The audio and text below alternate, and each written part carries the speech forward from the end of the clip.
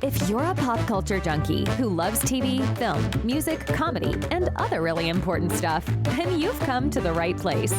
Get ready and settle in for Classic Conversations, the best pop culture interviews in the world. That's right, we circled the globe so you don't have to. If you're ready to be the king of the water cooler, then you're ready for Classic Conversations with your host, Jeff Dwoskin. All right, Tina, thank you so much for that amazing introduction to get the show going each and every week. And this week was no exception. Welcome, everybody, to episode 368 of Classic Conversations. As always, I am your host, Jeff Dwoskin. Great to have you back for what's sure to be a hilarious episode for the ages. My guest today is none other than comedian Luke Null. That's right, comedian Luke Null, musical comedian, hilarious person. You're going to love his stories. We're going to dive deep into his one season on Saturday Night Live and so much more. You're going to love it. And that's coming up in just a few seconds. And in these few seconds, do not miss my deep dive into HBO's Tales from the Crypt with Alan Katz. So many great stories. People are like, those are great. No, great stories. And you know who else has great stories? Luke Null has great stories. Oh, we're diving deep. By the way, this episode is from my Lost Episode collection, unreleased. Did take place a few years ago. Some technical, that's on me. It was on me. But I am releasing it now. I'm so excited. It's an amazing conversation. But Luke and I, we talk about some folks on Saturday Night Live that were like, they should be up and comers. They should be huge. And they are now. But I'm not going to tell you who. You got to listen and you'll find out. But we were spot on with that. So anyway, this is an amazing conversation. I'm so happy. It's finally been released from the vaults for you to enjoy.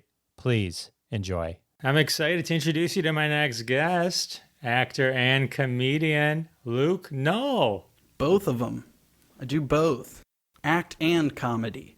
You're a double threat. A double threat, baby. Thank you for having me. Luke was one of the featured players on Saturday Night Live in the 43rd season. I came across Luke at a convention. He was performing a la Zoom. And I got to say, it was one of the best Zoom comedy shows I've seen. You mastered it. Hey, it's very kind of you to say, but saying the best Zoom comedy shows, being like, man, it's the tastiest turd. That's the tastiest nugget of dog poop. But thank you. It's as comedy was intended to be ingested, so. Yeah, well, no, but I do mean it as a high compliment. A lot of times people become so self-aware. Because of being a guitar comic and having that fun and engagement, you actually made it a lot of fun. And it felt, not that, obviously it wasn't live. We weren't in the same room, but you didn't let the barriers block you. And I think when I was watching it as a comedian, everything that I hate about the concept of Zoom, you seem to just plow right through. So I was watching it through that eye. I was very impressed. It was good. It was the best turd, as you said, but still.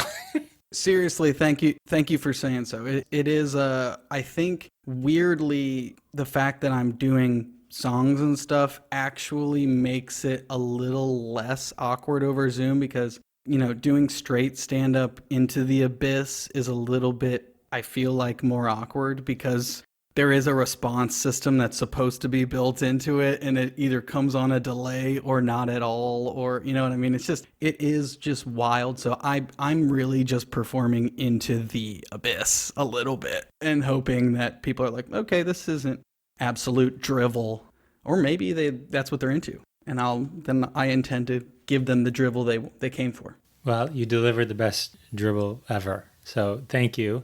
So I'm curious. I'm really interested in learning sort of the path to Saturday Night Live. I'd like to talk about Saturday Night Live, sure. But I'd first like to kind of get there in your story. So where did you kind of start? Was it in... The year was 1989. My parents fell deeply in... as far as like where I started doing comedy... Did you start with theater? You were part of an improv group? Like what kind of led to the audition? And then I've got a million questions about actual Saturday Night Live. Sure. Yeah, as far as like the audition goes, I did comedy in college. The bug kind of bit me there. I had just, when I went to state school, OU, Ohio University.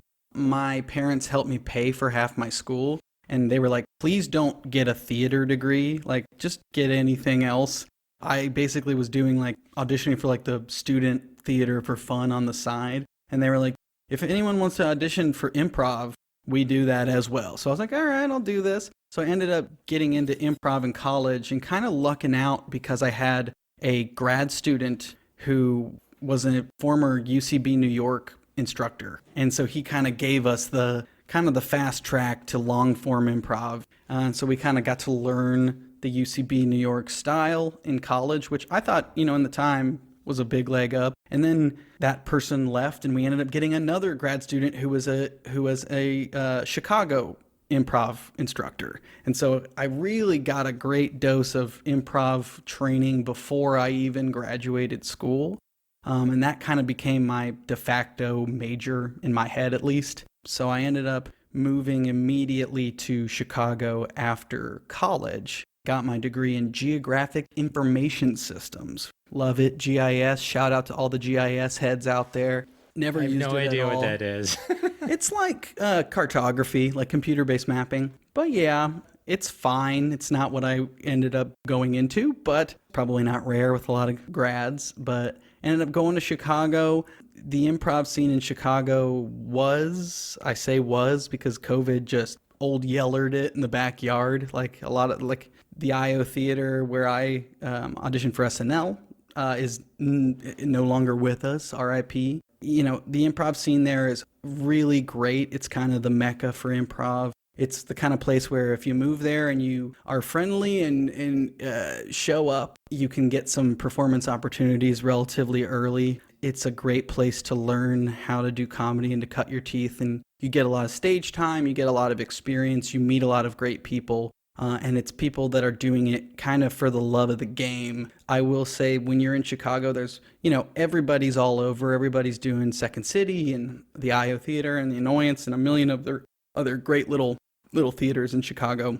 But because you get to do it so much and there isn't really a path to making a living doing it, everyone's kind of working 9 to 5 and doing it at night, or they're trying to make ends meet, coaching or making money otherwise. It's not a pursuit that you can make a living out of pretty much at all.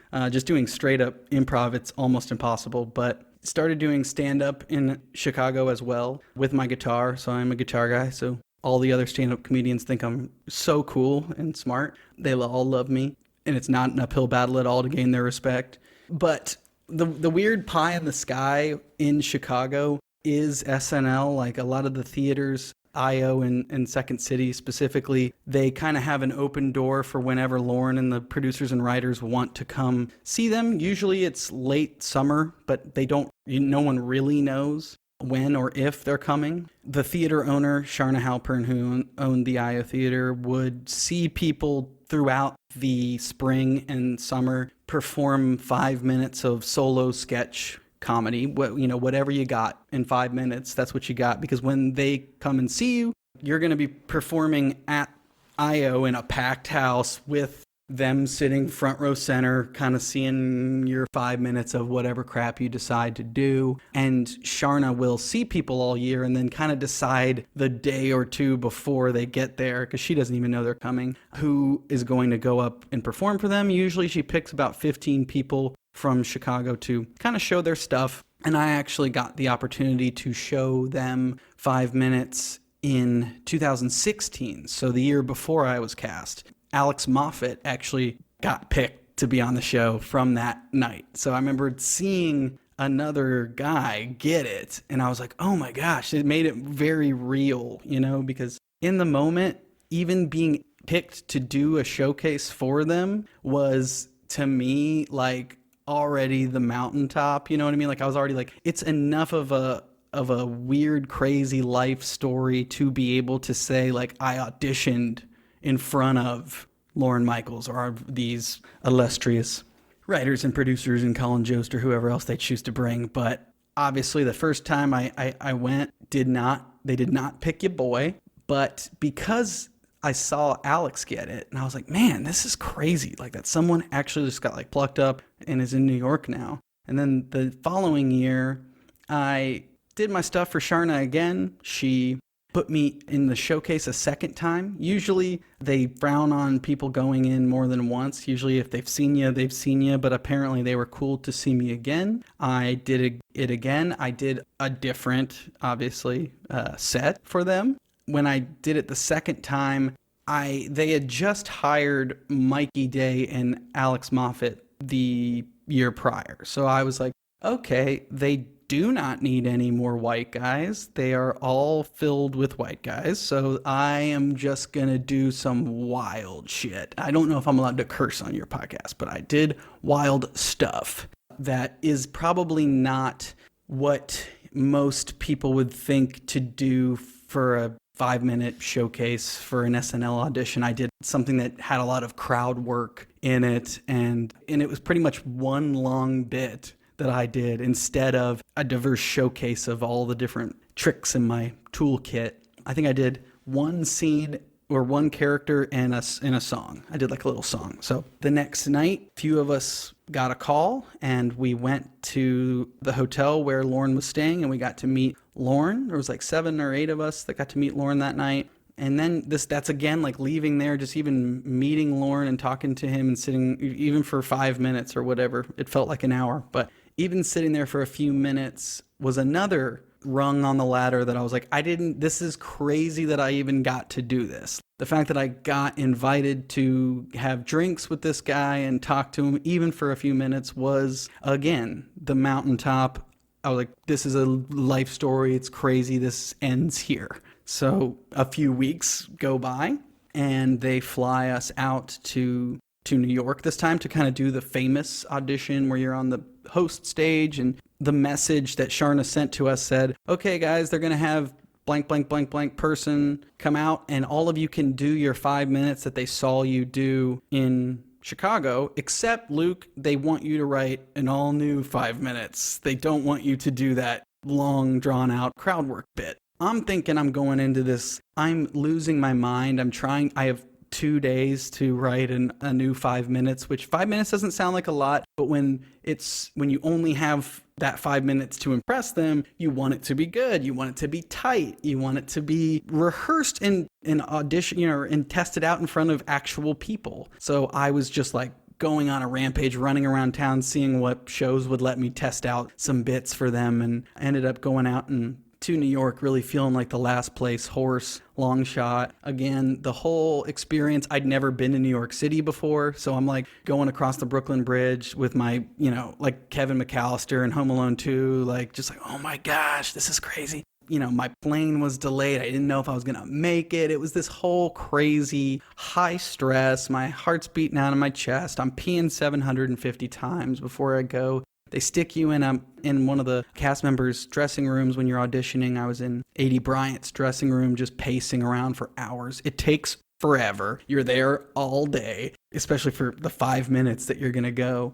It's very intimidating because you see some of the other people going in, and I was vaguely aware of some of these heavy hitters from LA and New York who are also there, who I was just like, oh, these people are the real deal. Again, they don't need a white guy, and they didn't need a white guy, as it turns out. But, you go in, you do your 5 minutes. They kind of tell you what it's going to be like. They're like, we're going to bring you in under the bleachers. We're going to bring you onto the stage. The lights are going to come up. The red light's going to come on. Say your name and go. And I went in. I did it. I did my stuff. Tried my best to stay loosey-goosey. It's a famously ice-cold room. Everybody is silhouetted in the back, kind of deal or no deal banker style. They intentionally don't give you much. They'll laugh a little bit, but they're trying to kind of see you sweat. They're trying to see what it looks like when you're performing to dead air.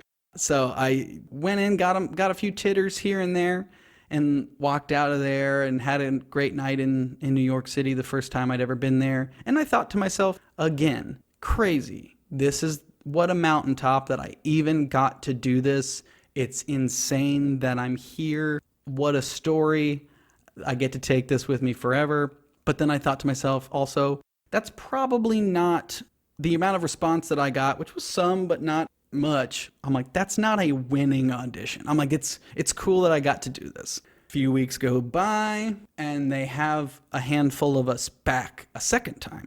The email is very much like the first. Hey, we'd like to see a new 5 minutes. Luke, any impressions, any political stuff, anything else you can show us that's not you being like a toddler in tear, a stage dad from Newport, Kentucky. And I'm like, okay, all right, I'm hearing that. I'm hearing these, what you'd like to see. So I'm not an impressionist. Who'd have thunk that I'm not on the show still? It's not something that I would always be more of like in line of a like somebody who just does like a caricature rather than an actual impression. Like I'm not going to be able to do an accurate much of anything. I can do some musical impressions, but yeah, my bag of tricks was relatively limited. So I went, auditioned again, did the same thing. And because I knew what the deal was this time, I was a little bit looser. I kind of walked in there and made them wait for me a little bit. It was definitely a risk. I went in with a cigarette in my lip and I did a Jay Cutler impression. No one knows or cares who that is.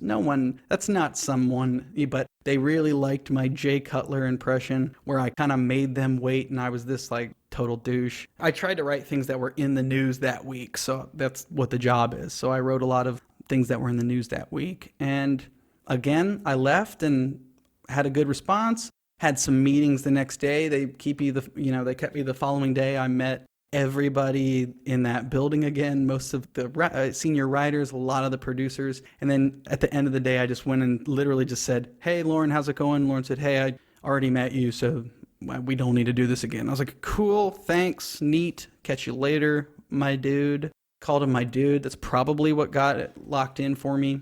Another couple weeks went by. You put it out of your head. You think, wow, crazy, I made it that far. What a mountaintop. Cool story. Then I got the phone call at like 4:45 on a Friday afternoon at my tech startup job. And I stood up from my desk and I basically gave them my 15 minutes notice. And I lived in New York that following Monday and proceeded to just get my ass kicked for a calendar year after that. So that phone call is definitely a high watermark in terms of the good feeling. That's pretty cool. It was all downhill. Well, let's before. So did you know Alex Moffat the year he got on, or we just happened to both be in Chicago? Weirdly, he had actually auditioned a few times in Chicago and had been living in Los Angeles. So he was living in LA and I think managed to kind of come back and smartly elbow his way in to the kids table or to the adults table again and audition for them again. So he had auditioned for them like a few times. And yeah, so I didn't know him, but I knew of him. Great dude, so funny, so talented, but I did not know him until I got on the show. Okay. I was just curious because both being at that one show, just wondering. So when you finally made it to the cast, you didn't really know anyone, or had you worked with any of these folks before? No, I came in. That's also something that's very tough about being new in that place is that, you don't have a lot of allies that, you're coming in, you're just, a goldfish dropped into the tank, sink or swim, and they already are all friends. So it's like, okay, so it's tough to be new there and not come from a place where you are friends with someone who's already a writer or already but you kind of stick with your class. So you kind of hang with the freshmen when you're new there. So you came in with Heidi, Gardner, and Chris Red? Mm-hmm. Yep, and Chris and I shared a dressing room. I love both those guys. Heidi's so funny and so underrated and underused on that show. She is a tour de force. So funny. I feel sometimes when I watch the show and I feel like she's in so many sketches. Like I can't believe because she was a featured player for a while, and right. They used her a lot. Yeah, she's so good, so good. And Chris has definitely he's kind of got his own groove going now. Oh yeah, Chris came in already kind of with the confidence of someone who'd been there for years, which is really smart and something I wish it was in my DNA at all, but it is not. Came in real green. Yeah, but it ages you. You learn pretty quick. Okay, so let me ask you one quick question, just a general Saturday Night Live question, because this cast has been around for a long time, and I don't know that other than like Kate McKinnon and Kenan Thompson and then Leslie Jones, a lot of them, it's not like past casts where I felt like I knew all these people's names and everything like that. And I think a lot of it has to be, and I know this has been in the news, it's not an original insight, but like that they kept bringing in celebrities to do main things that in the past had been the roles that had escalated a lot of those cast members to, to their renowned status. Did you feel that when you were there? I mean, absolutely. Yeah. I mean, when I was there was 16 people on the cast. I was definitely 16th of 16 when I was there. And I mean, in what you just said, and that everybody knows that is the case, I think a lot of it comes back to the ratings. I know that prior to 2016, I'm not going to say, I'm not like shitting on them, but I don't think their ratings were necessarily as big. I think a lot of the streaming platforms were kind of leeching it, because they used to say the only competition that SNL has, in terms of the time slot is it's either us or sleep. So we're fighting with sleep. But I think a lot of their viewership was now being judged off of like Hulu and streams the following, Sunday morning. They found this massive ratings spike in 2016 with Alec Baldwin being Trump, and then with Melissa McCarthy being Sean Spicer. And they kind of saw this massive rating spike coming, and they tied it, probably rightfully so, back to having A-list castings for, cameo spots for Robert De Niro playing Mueller. A million people came in and played prominent political stuff. And, it's something that I'm certain the cast is a little like, what are we here for then? I know I certainly was never going to be the one to speak up or talk or be like, I was happy to be waiter number one in the back of a sketch. I was just trying to survive, and I did not. I got fired. Spoiler. Spoiler, I got fired. But I mean, I left on as good a terms as I possibly could have after being there for one season. There was no bad blood. They weren't like, you suck and are bad. It was more just like, there's no room for you. Yeah. We'll get there. Let's build up to that. Yeah. We'll build up to me being fired. But yeah, it's definitely something that everyone is aware of, that most people are watching the cold open and the first couple sketches, Now, I think our friend Alex Moffat is the new Joe Biden. And is he? I think so. Because it was Jim Carrey, who I didn't love Jim Carrey. I thought that was their only miscast, I think. I just didn't get it. It didn't click with me. He kind of looked like Joe Biden, but I don't know. Melissa McCarthy, I think, was she dunked. Just a slam dunk. Yeah, the most brilliant of them all. And the fact that he got fired so fast right after that was such a bummer. Such a bummer. Yeah. And Kate McKinnon with her Rudy Giuliani and all that kind of stuff. I mean, Kate plays, that's the other thing, is that like Kate plays pretty much everyone else. That it's like most of the people that aren't cast by an A-list celebrity are, and that's a testament to how funny and great Kate McKinnon is that she can just play everybody else, which, yeah, she's someone insane. I would throw in who definitely has like a stable of great, like accurate, like spot on impressions, but somebody who just is so great at making caricature impressions, that aren't necessarily like, man, that's exactly what Jeff Sessions sounds like. It's like, no, she's so funny and just makes him a little goblin imp, or whatever. She's great at that. Right. Kind of how Chevy Chase used to play, Glenn Ford. Will Ferrell too. Will Ferrell's Bush is like, is it accurate? Kinda, but it's mostly super funny because of how funny he is. Yeah.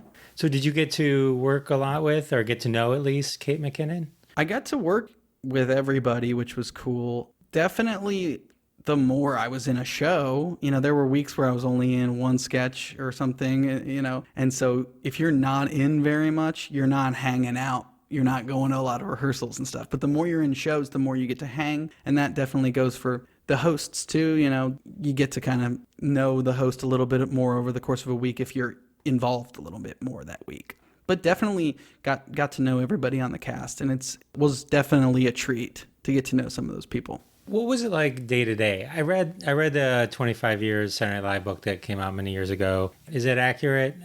Talk through the writing process and how you would pitch a sketch and how it would get accepted or rejected, or accepted then rejected. How does that all work? Sure. It's that book. I read that book when I got cast as well, and I remember feeling like I was reading like a user manual or like a history book to the job I was about to start. And it is. If there's anything about Lorne, is that he likes things the way he likes to do them. A lot of the way they do things there has not changed since 1975. The way they structure the week is pretty much exactly the same, which is Mondays is the pitch, you're meeting the host.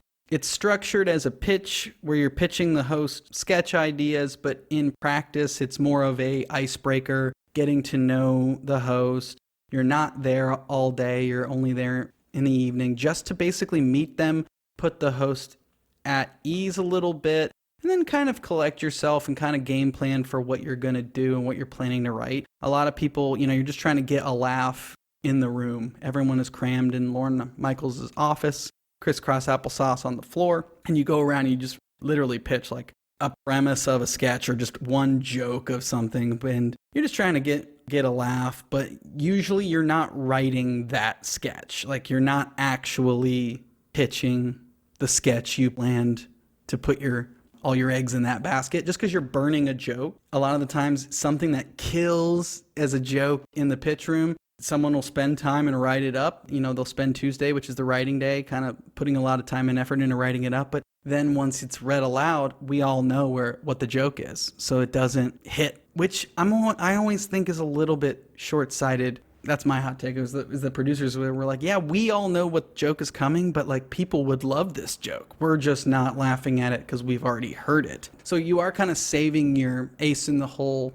It's a little strategic. It's a lot of people kind of feeling each other out of what they're working on. They're like, are you guys doing a commercial parody? Because if you're doing a commercial parody, we don't want to do that because we don't want to bump with you guys. We don't want to have two things that are too similar because then one of them will probably get cut before the table. That's something that's tough. Tuesday is the writing day. It's where you get there whenever, you leave whenever. So it's just like submit what you want to submit, work with who you want to work with.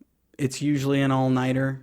For me, it was definitely always an all-nighter. It's a lot of strategy because if you're new there, they're only going to read so much of your stuff. You know what I mean? So I started to realize, like, if I'm writing 3 sketches and submitting 3 sketches to be read aloud the following day, one of them will be in the pile the next day. They'll read between 36 and 40 sketches during the read-through on the Wednesday. And when I was there, it was 16 cast and 16 writers. So the math there is off. If you're new, you're getting 1, maybe 2 things that are your like original, like your name is first. So there's a lot of jockeying for position of like, hey, I really have this great idea for sketch, but can you put your name on it? And my name can, because if my name is already on this one first and I don't want it to get cut because they'll see, you know what I mean? So it's a lot of that. It's a lot of lobbying to the head writer, who at the time I was there was Eric Kenward, who I don't envy his job. That would be miserable, of having 30 people knocking on your door trying to be like, please let me read this tomorrow.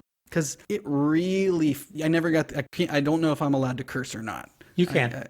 I can. Then it really fucking sucks when you spend all night long working on something and really perfecting it and practicing, and then it's cut before the table, before anyone even gets to hear it. A lot of the things that I'm the most proud of that I wrote during my time there, not a single soul got to hear it. You know what I mean? And there's definitely some brutal stories from that. Like, I wrote a song I pitched to Donald Glover, and Donald Glover really liked the song, and he's like, where did you record this demo? And I took him down to the music department. He recorded vocals on a demo of a stupid song I had pitched, and it was cut pre-tabled. No one got to hear it. And it just like destroyed me because it was just such a cool opportunity. And I was like, man, if they're ever going to let me do this would be a really cool one to at least pitch it. But it sucks to not even get a swing. And then Wednesday rolls around.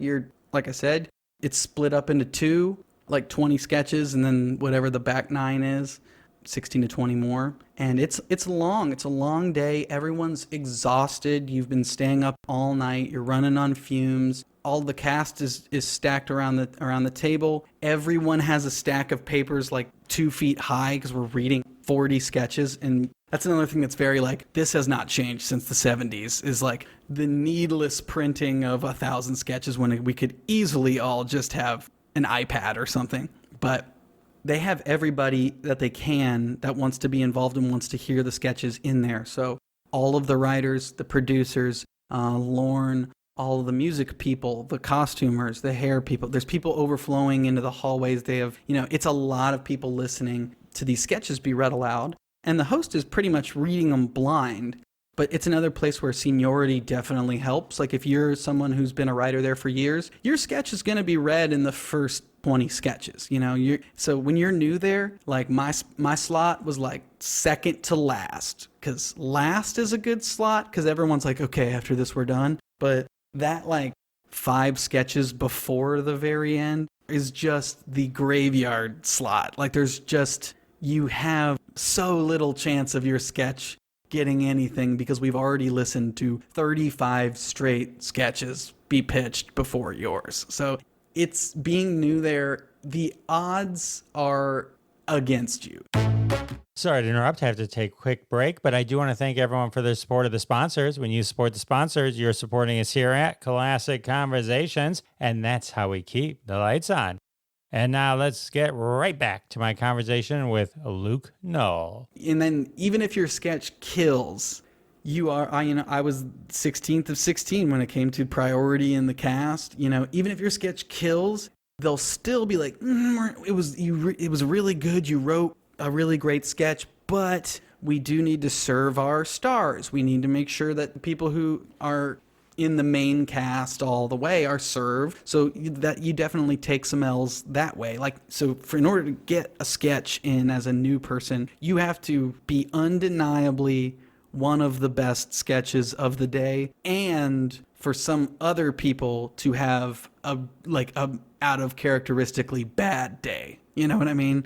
Because any ties, you're going to lose the ties. And I totally get why. But it is frustrating because when you're there and things aren't going well, it sucks. And they tell you, the only advice they really give you is you got to write for yourself. You got to write for yourself and really show us and show all the writers like what you can do. But then when all of your stuff gets cut before you're even able to show anyone, it feels very much just like you're stuck in the mud. Like you're just dead on arrival, which is kind of how I felt most of the time I was there, which is, man, oh man, I have literally zero chance of sticking around there.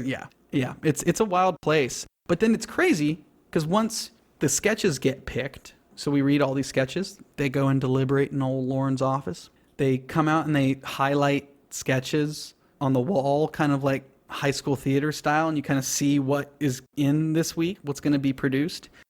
Usually they'll pick 9 live sketches and 3 pre-tape sketches, so 12 in total. You spend the Thursday is the writers rewriting all 12 of those scripts together in their rooms. A lot of it is the cast is starting to rehearse things, but it's more for like camera blocking and just getting the directing side down and set up.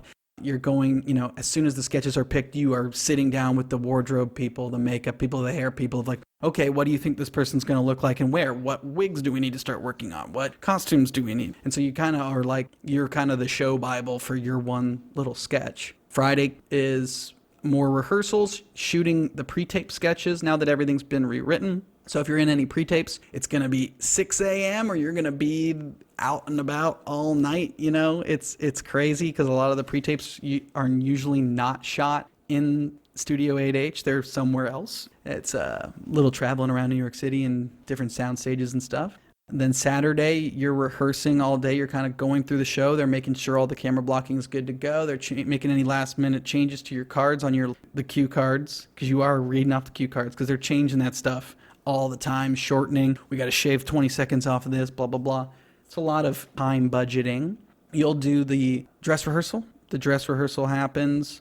People camp out for it. So, the dress rehearsal is usually filled with the diehard fans of whoever the host or the music guest is. So if it's like Taylor Swift week, that dress rehearsal crowd, that's going to be 250 15-year-old girls who love T-Swift, So it is crazy to think of like how much power they have too. Of what works for them is what gets picked to be in the show. So they go through, they do all 12. Then we all go back up to Lorne's other office, crisscross applesauce. Everyone's jammed into his office, and you see on his wall what's going to be in the show and when it's going to be slated. Then, if your sketch makes it into the show, usually they cut 3 or 4 sketches So it's down to like 8 or 9 sketches actually get into the episode. Then the real show starts. The vibe is electric. It's so cool and it's such a fun place to be. Or you're just like absolutely depressed because all of your stuff is cut and you're no longer in it or whatever. You know, like I definitely got blanked more times than I would like care to admit in terms of like stuff being in and then cut at dress. Then there's the most painful dagger of making it through all of what I've just listed, being picked to be in the show, and your sketch is last on the board. So then that's what they refer to as cut for time, meaning it was slated to be in the show. They just ran over time, something or other ran long, and so your sketch gets cut and you don't even get to do it, even though you're like standing in costume ready to go out, and you just hear over the speaker like, and this is cut, this is cut. Cool. So I had a couple of those too. But yeah, it's a crazy whirlwind of a place, and it's a wild place to not have any allies coming into, is for sure. Wow, that's intense. Thank you for taking it. Sure. So let me ask you a question. I'm trying to word this right. Why do you suck so bad? No. So okay. I've been watching Saturday Night Live for a very long time, and there's definitely, it feels like for the most part, the beginning sketches are great, and then they get worse as the night goes on. Sure. Sometimes you can have a really good one later on. But if they're dealing with so many sketches, how is it they aren't all out of the ballpark? You know what I mean? Is it because of what you just said, meaning there's too much politics into it, or they just feel funny and then they're not? Because it just doesn't make sense that you'd have duds when you're dealing with as many opportunities as you discussed. There's a lot of moving parts to things that hit and things that don't. What I said, just like sometimes the audience is filled with some, like, you know, they're there for Taylor Swift in this sketch that, you know, it sounds like you don't think about it, but if like the crowd isn't loving it during the live taping, but they loved it at dress, it feels like a miss of a sketch when it was like, man, the dress rehearsal version of this was so good. Or you know what I mean? Like a lot of stuff gets rewritten. A lot, like the funniest sketches that get read out on a Wednesday, they're not going to be that by Saturday, meaning they're not picking necessarily the funniest possible show. They're picking the show that they think is going to be able to appeal to the widest margin of people, whether it's like, I think that's a little shitty of me to be like, it's lowest common denominator humor. I don't think that that's true, but I do think they're not necessarily picking the 12 sketches that are just dunked the hardest in the room, because I never got to be sitting back in that room while they picked. I'm sure the host gets a say of like, hey, I really liked this one, and I'm sure there's times where they're like, really? So the host, what they want, I'm sure goes into it. Things get rewritten and kind of watered down. A lot of the things that made it so funny and good, you know, once it goes through standards and practices, or once you have to shave a minute out of a sketch, or, you know, changes things. But it is something that it is crazy to put on an hour-long show and write up so much stuff. But sometimes, you know, as a new person sitting there were times where they're trying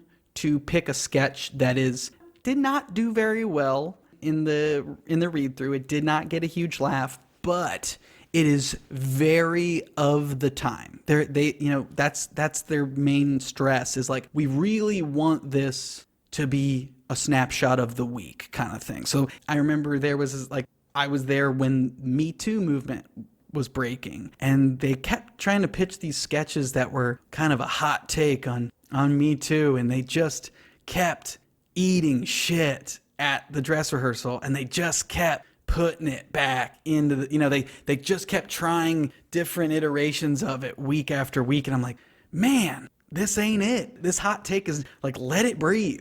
People don't want this. But there's times where, you know, I'm not a producer. Clearly, I was only there for a year.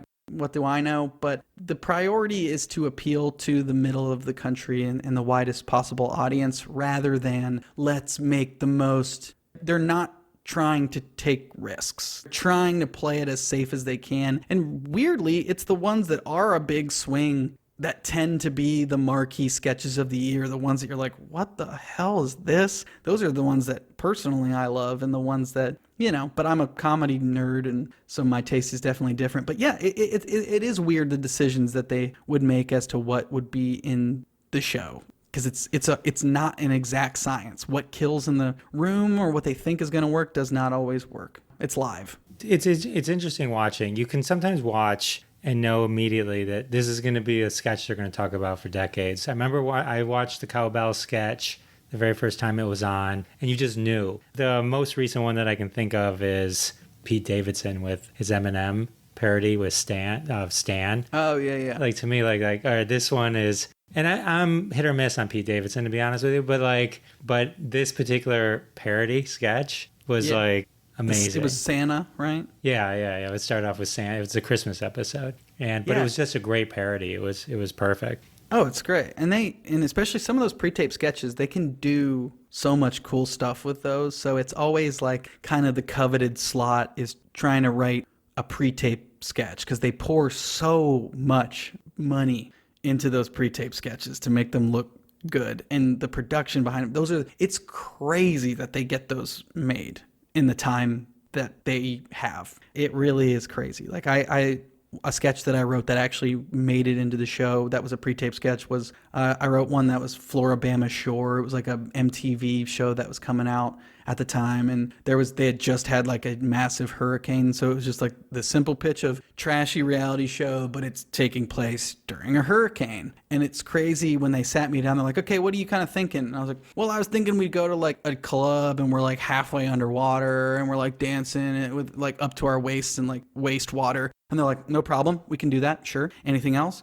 I was thinking like a palm tree would like bust out this window and like I get killed by a stop sign. And they're like, for sure. Anything, they made all of that happen, like showing up and seeing like a massive pool scene thing for literally 2 seconds of a sketch where it's just it's like a B-roll of us dancing at a club in this water. It's wild. The pre-tapes, they can do so much cool stuff, and it's hard to tell which of those will hit and what won't. What sketch of yours that made it is the one you're most proud of?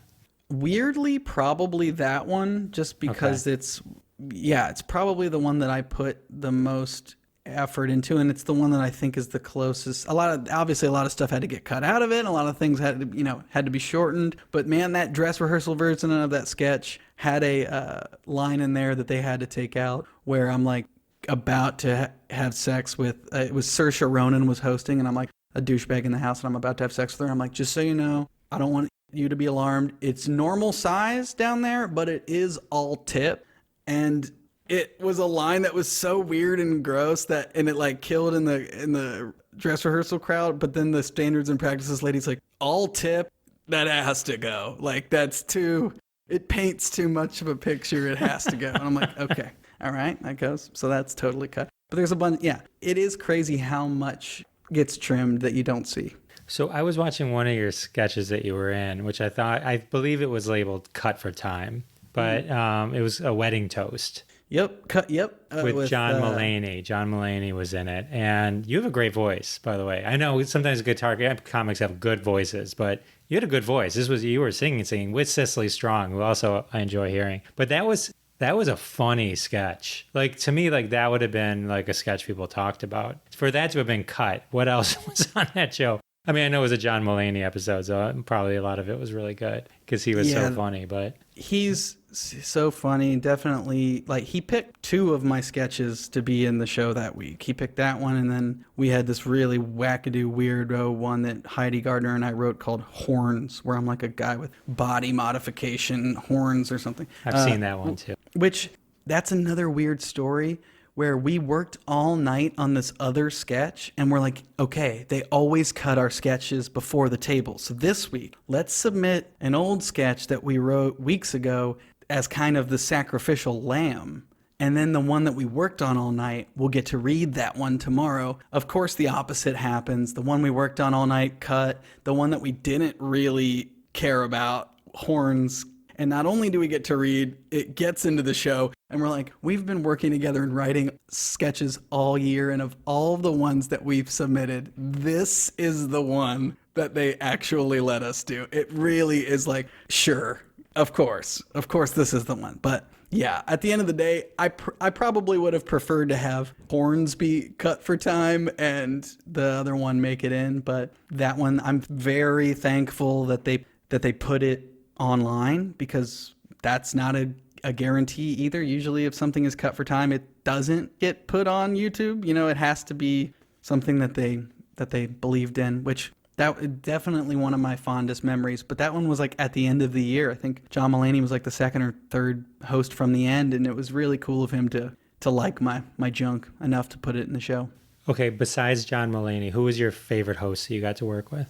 Besides John Mulaney, it was probably John Mulaney would be my pick. I think Donald Glover, even though like all of my sketches were cut and I was barely in that episode at all, I might have been not even in it at all, but just getting to record with him was so cool. And he was one of the weeks I went to the host dinner. James Franco was very kind to me too. Will Ferrell I was like afraid of him. He was probably the person I was the most starstruck by, just because I looked up to him so much.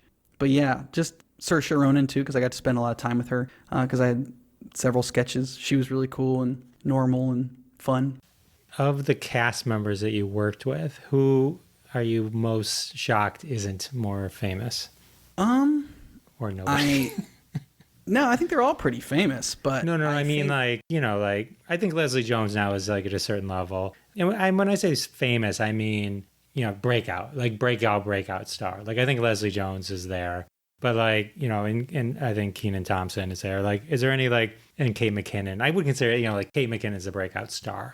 Everyone knows who Kate McKinnon is. Is there anyone that you're like Melissa, who's, I was aware of her via Zenor. I was aware of her actually before she went on Saturday Night Live, and she is like one of the most talented people that they do not use at all. That happens to some of the funniest people. I personally think Melissa's so funny and underutilized. I think Kyle Mooney is like pound for pound one of the funniest people ever. He is so funny, is underused on the show. I think Heidi, for sure. Heidi is so funny and should be everywhere and on billboards and everything. Like, she's just so funny.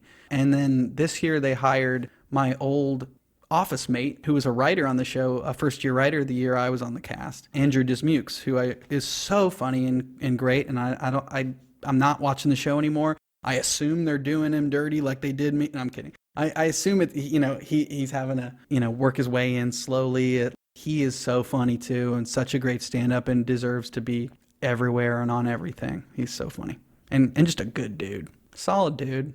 So how did you find out you weren't going to be renewed? Yeah, that's a nice way of saying it. That's how they phrase it. We're not going to pick up your contract. Okay. My agent called me and they're like, they're not going to pick you up. And I was like, okay. But then I had one of the producers called me, which is not the most routine way. And, I like I said, I left with as good of standing with them and them in my mind too. Like there really was no bad blood. It was really at the end of the day a case of just bad timing. I think I filled a need that they did not have, which was music guy, which I thought they hired me for that. It became very clear they were not interested in having me do that on the show. But yeah, I mean, there's people there that already kind of filled the type of role I fill. Like Beck Bennett is just like a home run hitter and is so funny and does so much great stuff at the table that they only let him do one of every 10 of his, slam dunk sketches. But he's somebody who definitely, I've always felt like our Venn diagrams overlap a little bit. So I always knew like Beck gonna get that.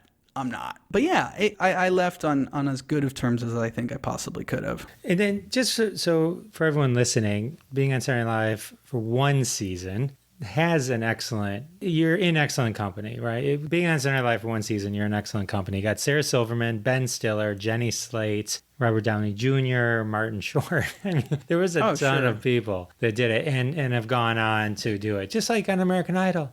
the winner didn't always become the famous person. Yeah, it's the Daughtry. I'm trying to be the Chris Daughtry or the William Hung. I'm trying to be the William Hung of maybe of Daughtry. SNL. Maybe Daughtry.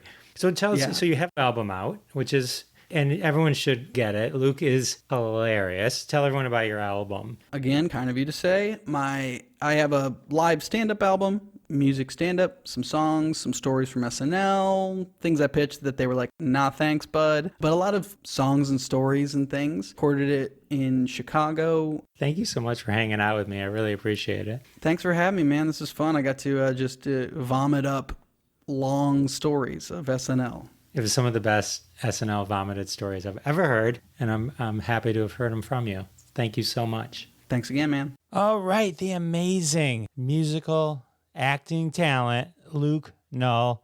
Hope you enjoyed that amazing conversation. Deep dive into a little behind the scenes of Saturday Night Live. Again, there's a whole story behind a bunch of lost episodes that were found and now are being released. I'm so excited because I really love this conversation. I really do. So I hope you loved it too. Another huge thanks to Luke Null, who probably doesn't even remember who I am now because this was so long ago. But huge thanks to Luke for hanging out with me. Huge thanks to all of you for coming back week after week. It means the world to me. It really does.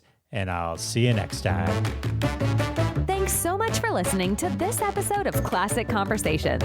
If you like what you heard, don't be shy and give us a follow on your favorite podcast app. Also, why not go ahead and tell all your friends about the show? You strike us as the kind of person that people listen to. Thanks in advance for spreading the word, and we'll catch you next time on Classic Conversations.